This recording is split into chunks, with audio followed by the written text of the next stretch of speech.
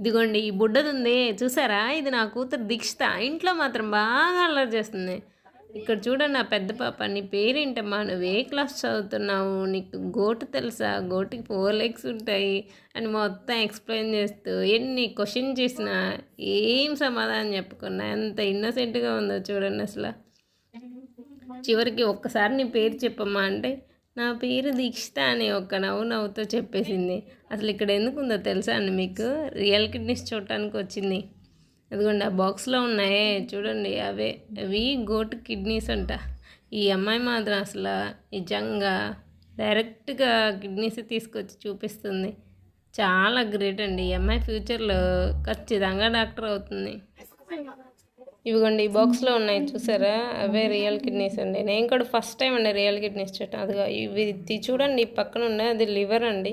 చాలా బాగుందండి అసలు.